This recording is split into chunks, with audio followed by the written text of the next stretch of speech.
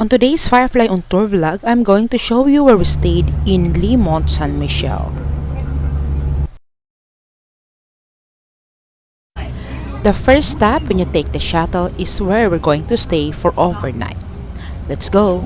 So we just go down and from the shuttle, it's a free access going to the Mont Saint Michel, and we're going to check in first to our hotel here in Hotel Vert. That's our hotel. The first stop from the shuttle station. We arrived too early in the hotel and it's not time for check-in yet because the regular check-in is at 3 p.m. So we decided to leave our luggage and go straight to Mont Saint Michel and be back later that afternoon.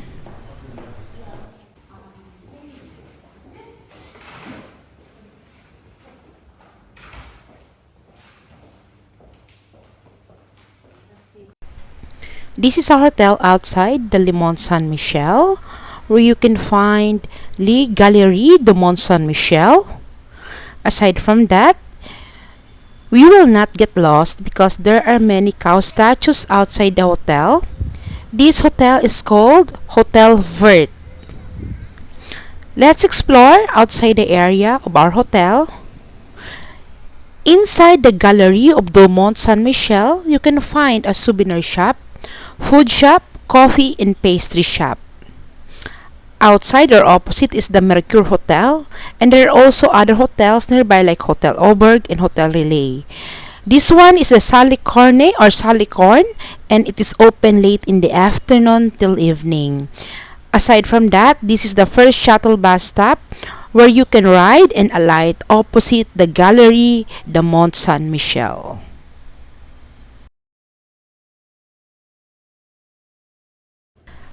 After exploring the Abbey of Mont Saint Michel, we are back to our hotel and finally we are going to check in. So,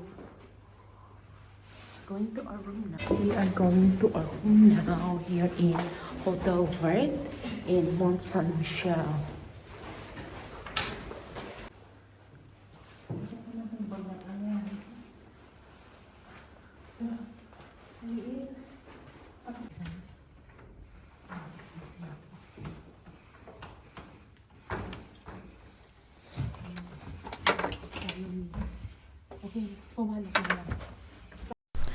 Welcome to our hotel here in Hotel Vert.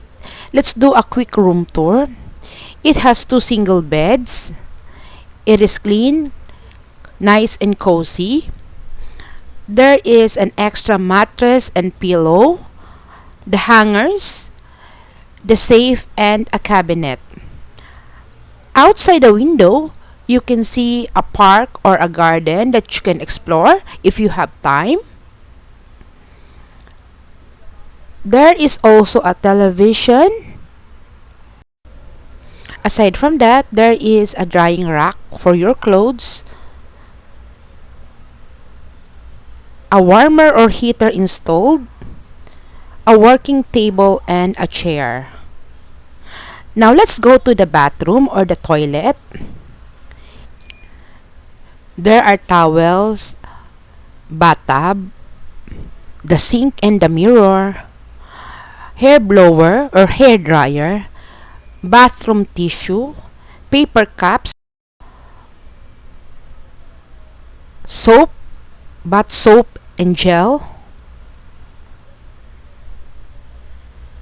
hot and cold shower. During nighttime, this is what you will see outside the hotel.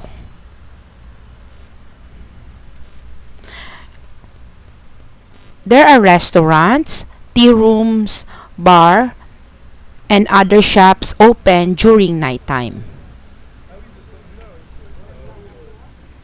These are open during morning.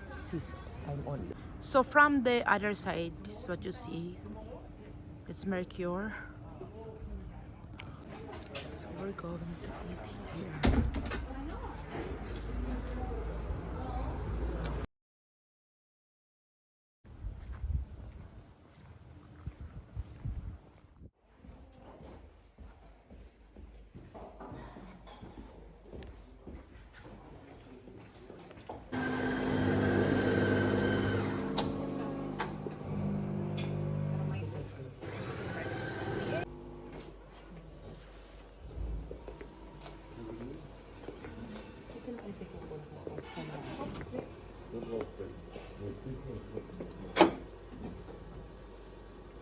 Where's the...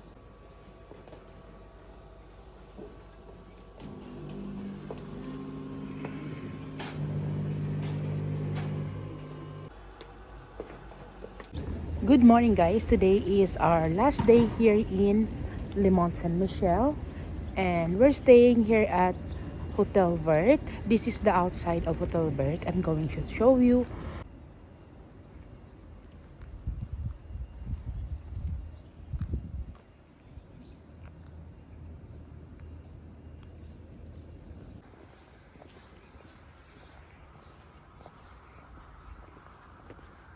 Yung mga camper vans. Good morning, guys. Today is our last day here in Hotel Vert, and to give you the review of the hotel, first for the location, 5/5 because it's just one stop. When you arrive in Mont Saint Michel, then you need to ride a shuttle. It's one stop. So from Mont Saint Michel Abbey, it's only 2 stops away. You can go to Mont Saint Michel at night if you're going to stay here in Hotel Vert. And also for the location, they have the nearest restaurants in the area and some other hotels. There are also bar outside and some coffee shop. For the amenities and the fixtures and everything, they have the warmer or heater. They have the TV. They have the bathtub, and as well as soap as their complimentary amenities inside the room. And it's also clean. So I'll give them 4/5 for that. Value for money, yes, worth it because it's very near. You can go back to Mont Saint Michel at night and see the lights out there. So it's 5/5 also. And also there are camper vans outside that you can park if you are using a van camper. And for that, I'll give Hotel Vert a 4.5 review. Thank you guys for watching. See you on our next hotel.